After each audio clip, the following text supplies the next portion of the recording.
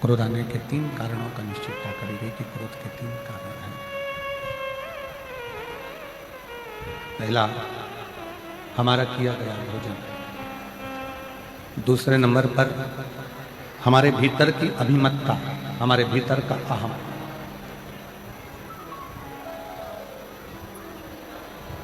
और तीसरे नंबर पर है हमारी जो हमने सोचा है, जो हमने विचार किया है, जो हमने मन में विचार करा है, वो पूर्ण ना हो। अच्छा, शिव महापुराण की कथा एक बात और अच्छे से कहती है कि किसी से आप इतनी आस क्यों लगा रहे, किसी से आस क्यों लगा रहे हो, किसी से इतनी आस किसी से लगा। संसार के लोगों से यदि हम आस लगाकर बैठते हैं तो एक ना एक दिन हमारी वो आस टूटती जरूर है, एक ना एक दिन हमारी वो आस टूटती जरूर है। पर शिव महापुराण की कथा कहती है, अगर हमने पूर्ण विश्वास के साथ में, पूर्ण भरोसे के साथ में भगवान देवाधिदेव महादेव से जब कोई आस लगाई है, पूर्ण भरोसे के साथ में जब काल अधिपति महाकाल राजा से कोई आस लगाई है, पूर्ण विश्वास के साथ में जब हमने भगवान शंकर श्री कुबेरेश्वर बाबा से कोई आस लगाई है, पूर्ण विश्वास के साथ में जब हमने मदेश्वर बाबा से कोई आस लगाई है, तो शिव महापुराण की कथा कहती है वो आस फिर टूटती नहीं है, वो आस पूर्ण होकर ही रहती है, पूर्ण होती ही है।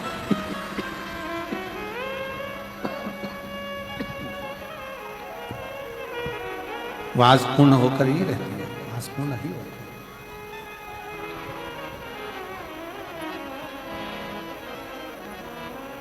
क्रोध आने के 3 कारणों में से एक कारण है हमारे मन में जो हमने सोचा, हमने मन में जो विचार करा, हमने जो विचार कर रखा है वो पूर्ण ना हो।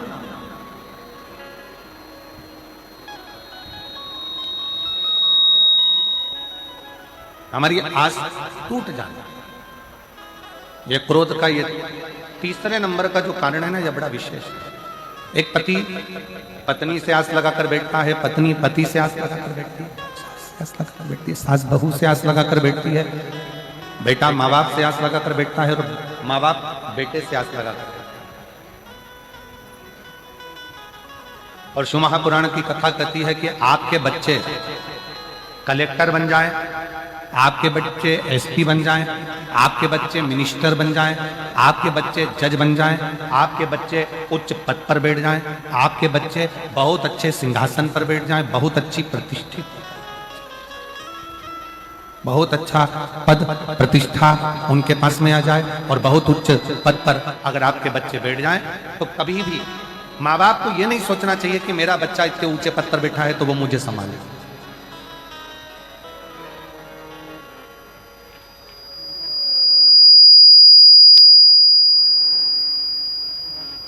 कभी भी ये विचार ना करा जाए कि मेरा बच्चा बैठा हुआ है तो वो मुझे संभाले, वो मुझे।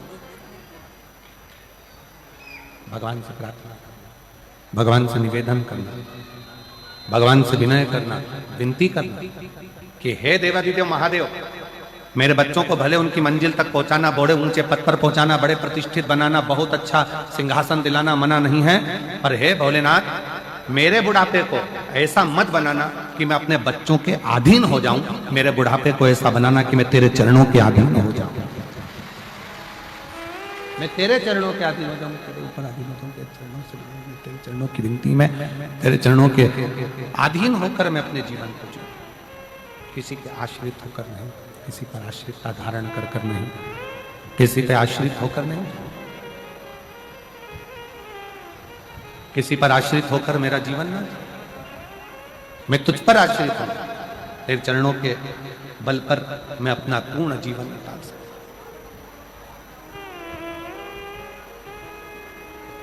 यदि हम संसार के लोगों से, परिवार के लोगों से, कुटुंब से, नातों में, रिश्तों में, परिवार में या किसी अपनों से आस जोड़कर चलेंगे तो एक ना एक दिन वो आस टूट जरूर जाए, वो टूट जाए।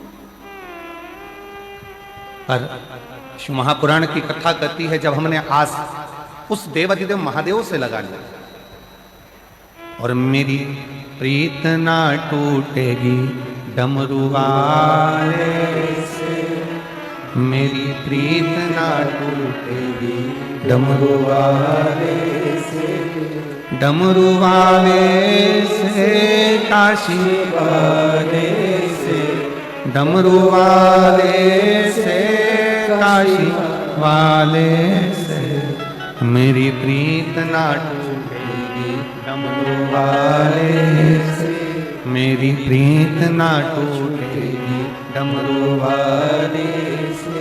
कोई रोक के बताए, कोई रोक के बताए, कोई रोक के बताए, कोई रोक के बताए, अभी पाला नहीं पड़ा है काशी वाले से, अभी पाला नहीं पड़ा है डमरू वाले से, मेरी प्रीत ना टूटेगी डमरू वाले से, मेरी प्रीत ना टूटेगी काशी वाले से, काशी वाले से, भोले भाले से, काशी वाले से, भोले भाले से, मेरी प्रीत ना टूटेगी काशी वाले से, मेरी प्रीत ना टूटेगी डमरू वाले से। आस अगर परमात्मा से लगी है तो वो टूटने वाली नहीं है। दुनिया की आस टूट जाएगी पर परमात्मा की आस नहीं टूटेगी।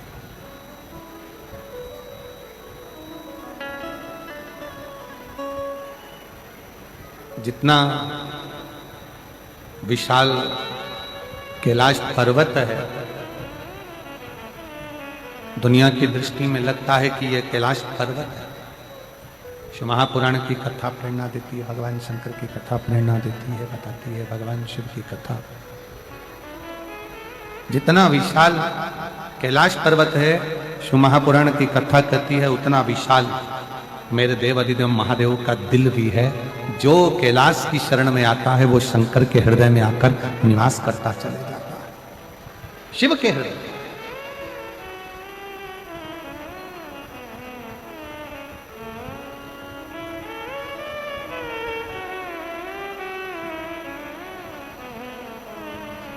क्रोध आने के 3 कारण बताए गए हैं। पहले नंबर का कारण क्रोध आने का है हमारा भोजन। सात्विक करिए,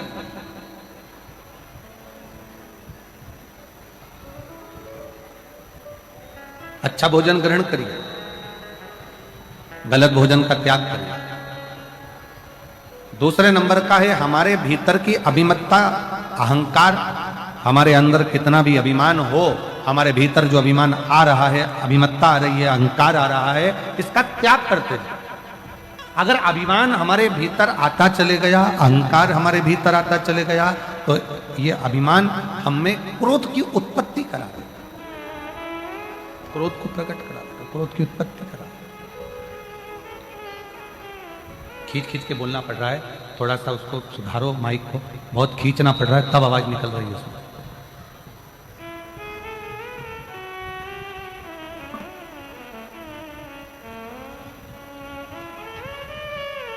फिर तीसरे नंबर का है हमारा आस, हमारा विश्वास। हम जिससे आस लगाकर बैठे हुए हैं, वो आस जब टूटी है तो फिर क्रोध ने उत्पत्ति हो, फिर क्रोध की उत्पत्ति, फिर क्रोध बढ़ गया। रावण को अभिमान के कारण गुस्सा आ गया, अभिमत्ता के कारण क्रोध आ गया। और कैलाश पर्वत के से रावण जा रहा था, रावण के जाते जाते विमान रुक गया और विमान आगे नहीं गया, रुका। रावण को क्रोध आया, बहुत गुस्सा आया, बहुत क्रोध आया रावण को, बहुत।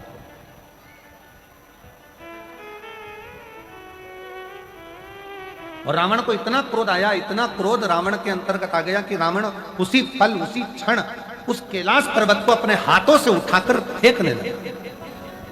उसी क्षण, उसी पल, उसी घड़ी।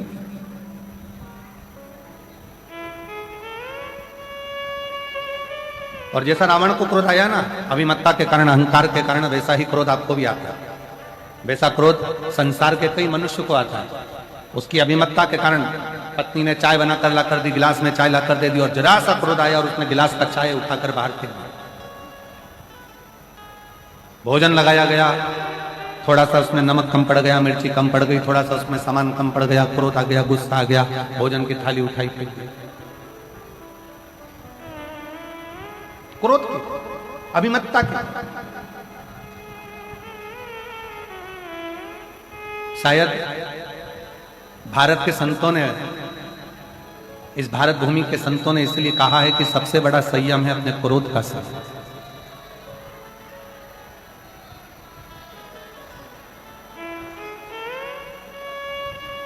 सबसे बड़ा संयम है अपने क्रोध का संयम, क्रोध का संयम। रावण ने कैलाश पर्वत को उठाना चाहा और कैलाश पर्वत जब उठने लगा, रावण हिला हिलाकर थक गया, पर कैलाश पर्वत रावण से हिलता तक नहीं है, उठता तक नहीं, उठ ही नहीं रहा, उठा ही नहीं। और रावण को लगा कि इस पर्वत को तो मैं फेंक सकता हूं, इस पर्वत को तुम उठाकर डाल दूंगा, इस पर्वत को तुम उठाकर फेंक दूंगा, इस पर्वत को तो मैं उठाऊंगा और फेंक दूंगा। पर रावण उस पर्वत को हिला नहीं सका, उठा नहीं सका, उठा नहीं।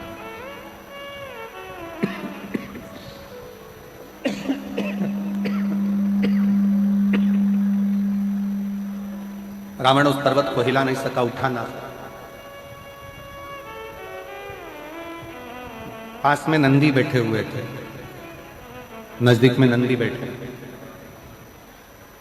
और नंदी ने देखा कि रावण बहुत देर से लगा हुआ है पर इससे पर्वत उठ नहीं रहा, ये पर्वत इससे हिला नहीं है, ये पर्वत इससे उठा नहीं। तब नंदी ने रावण को अपने पास में बुलाया और रावण को बुलाकर नंदी ने कहा, इस पर्वत को हिलाने की जरूरत नहीं है और पर्वत को उठाने की जरूरत नहीं है। एक काम करो, शिव की आराधना करो, शंकर की भक्ति करो, शिव की आराधना करो, भगवान शंकर का भजन करो, भगवान शंकर की स्तुति करो, भगवान शंकर की आराधना करो, भगवान शंकर का स्मरण करो, भगवान शंकर की भक्ति को धारण करो, उससे विनय करो।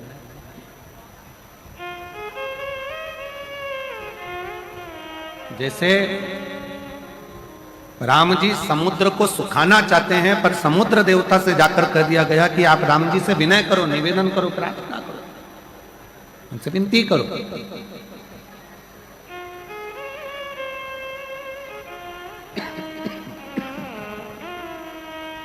उनसे विनय करो, उनसे निवेदन करो, उनसे प्रार्थना करो।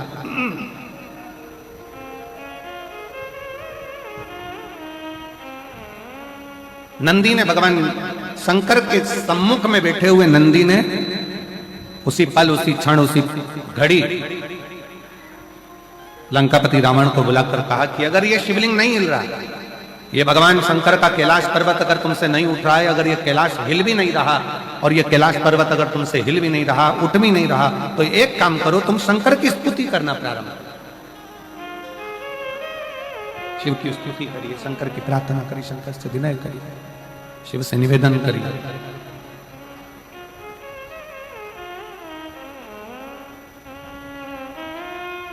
और कितनी सुंदर बात नंदी ने कही है।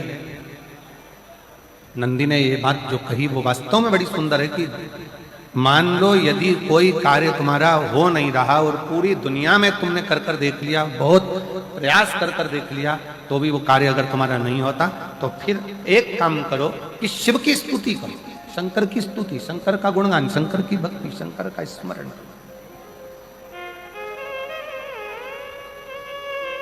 फिर शिव की स्तुति करिए, शंकर से विनय करिए, शंकर से निवेदन करिए, शंकर का गुणगान करिए।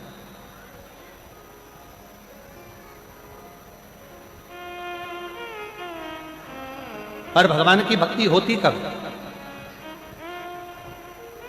जितने आस्था चैनल पर कथा सुन रहे हैं, जितने फेसबुक यूट्यूब पर कथा सुन रहे हैं, जितने पंडाल में बैठकर शिव भक्त कथा को रसपान कर रहे हैं, उनसे निवेदन करूंगा कि शंकर की भक्ति होती कब है, शंकर का स्मरण कब होता है, शंकर की भक्ति कब होती है, शंकर की कथा सुनने में मन कब लग सकता है?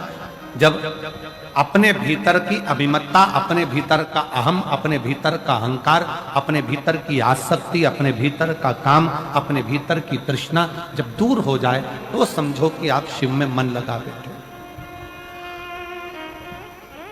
कितने सारे लोग बैठे हैं यहाँ पर कथा में, सब पंडालों के अंदर लोग शिव भक्त बैठे हुए हैं। कई लोग ऐसे भी होंगे जिनका आकर बैठ तो गए पर दिल नहीं लग पाया।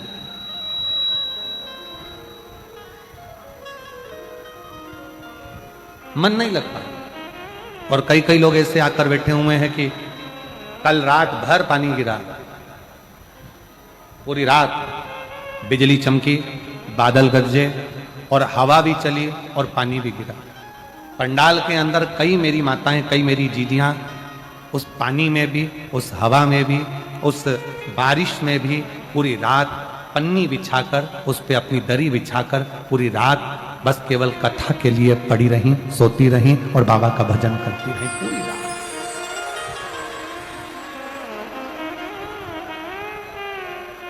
पूरी रात आप अपने अपने घर में सो रहे थे और वो पंडाल में बैठे। पंडाल भी हवा में, तेज आंधी चले, तूफान चले, हवा चले और बहुत बहुत गर्जना बादल करें तो सब उस पर आश्रित होकर सो रहे। विश्वास और ना जाने कहां कहां से आए हैं और दिल लगाकर बैठे हुए हैं कि बस भगवान की कथा सुनना है, बाबा से विनय करना है, बाबा से विनती करना है, निवेदन करना है, उस कथा को अपने दिल में उतार। कथा और देती है। और कई कई लोग ऐसे भी हैं कथा में बैठे हैं कि बस बैठना है, अपने क्षेत्र में कथा हो रही है तो जरा देख लें कैसी हो रही है, क्या हो रहा है, कैसा हो रहा है, क्या करना है, दिल नहीं लग पा रहा। बस समय 1 बजे से 4 बजे तक का समय है तो वो समय निकल जाए, अपन अपने घर जाएं, फिर आराम करें, फिर वापस सुबह आ जाएं। समय नहीं निकाल, दिल लगाओ बाबा से। और जिसने हृदय से, दिल से शिव महापुराण की कथा को श्रवण कर लिया, पंडाल में बैठकर बाबा की स्तुति कर कर, झोली पसार कर मांग लिया, उसका पत्र 3 महीने में वापस व्यासपीठ पर आकर विराजमान हो गया। बोल बम का नारा है, बाबा एक सहारा। आप दिल से उससे प्रार्थना तो करो।